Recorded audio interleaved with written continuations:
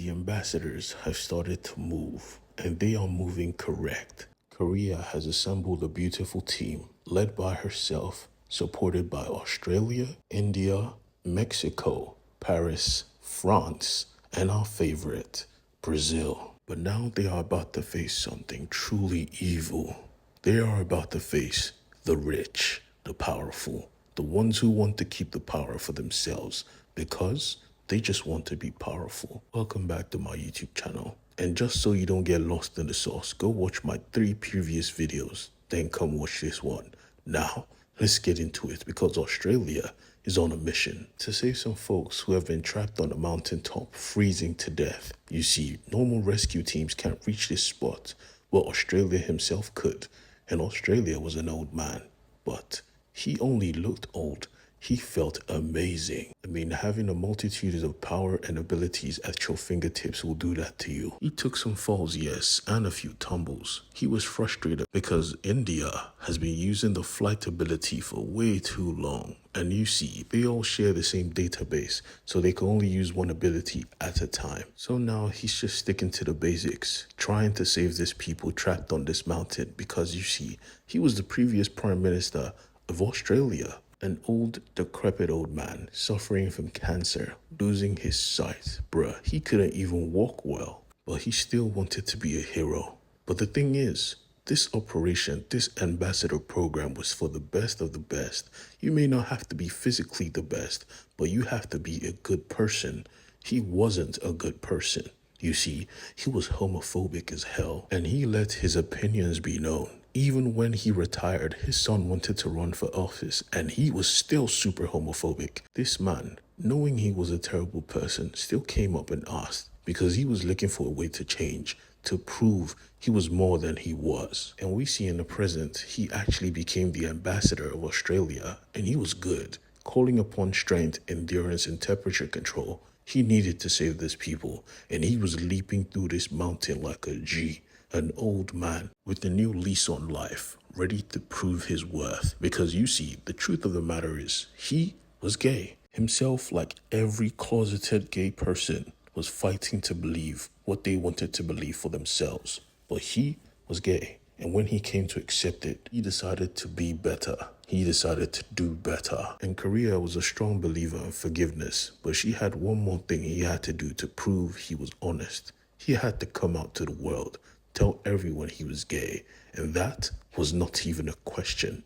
Let's go. Back at the present though, he had found the people that needed saving, and using his temperature control, he was cooling them down, or rather, heating them up. He called for backup, but he was out of range. He couldn't even select new abilities, so they had to wait for backup to come, and he was fine with that, until he looked up and saw a freaking plane heading directly for him. He had to get out of the way, picking up the people he could.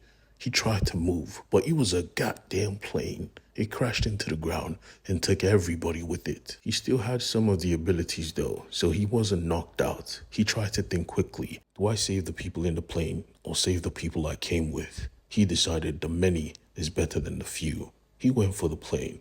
Unbeknownst to him, another hero was in this water, and this hero was powerful. With a thought, he was able to pull out everybody. I mean everybody. Even the people on the plane and the people that were on the mountain. He saved everyone. He had some form of powerful telekinesis, and he used it to save everybody, landing them safely on the ice. Australia was confused. Who the hell are you? But he didn't have time to talk. He simply commanded Australia, use your temperature control, heat everyone up. And he understood the assignment, getting to it. The hero then went on to explain that he was the first iteration of the ambassador program, or he should have been, until he was abandoned and thrown away. But being raised up with the rhetoric of being a hero, doing the right thing, he could never sit back and allow bad things happen. But he had to leave because someone was hunting him down, advising Australia to watch his back. The rich and powerful were never going to let them keep their powers because they want the powers for themselves. In an instant, he was gone. And we see he was right, because halfway around the globe, in Australia, we see the rich people were having fun with people's lives. A cabin was burning. A grandfather was pleading for mercy, was pleading for his granddaughter, but his assailants were simply asking heads or tails. He said, "What? I don't want to play your stupid game. Give me my granddaughter." But they were not listening. They didn't even care. They didn't see him as human. They said, "Answer the question or die." And he was forced to pick heads or tails, screaming at the top of his lungs, "Tails." But he failed to realize there was no coin. He was playing this game with his granddaughter. He had to watch her plummet. He had to watch her skull explode, not even leaving him to grieve. They killed his dog, John Wick style, and they killed him as well, laughing as they floated up into the night sky like some type of sick god. This was their playground. They were decimating the whole civilian population because they could. It was literally a game to them. And when the new guy didn't want to partake of the killing, they made sure he knew this was not up for debate. You either kill or I kill you right here, right now. And don't be concerned about being exposed. It helps that your friends are rich and powerful. We own the internet, so go crazy or die. Realizing he had no other options, he begged for forgiveness. He begged, and the innocents begged him back. "I have a family." But sadly, all he could do was apologize as he split him apart like he was sandpaper. And as he did it, his friends, his so-called friends, cheered, screaming at the top of their lungs, "Good job. We don't kill because we like to. We partake in the killing for the bonding experience. It brings us closer together."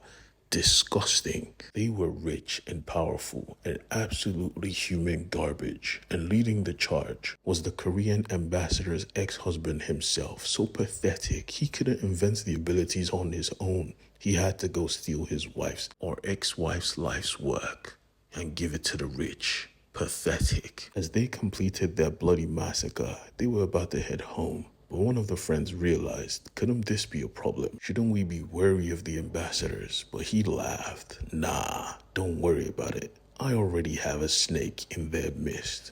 You see, he had someone on the inside. Ooh, who would it be? Care to take a guess? Peace.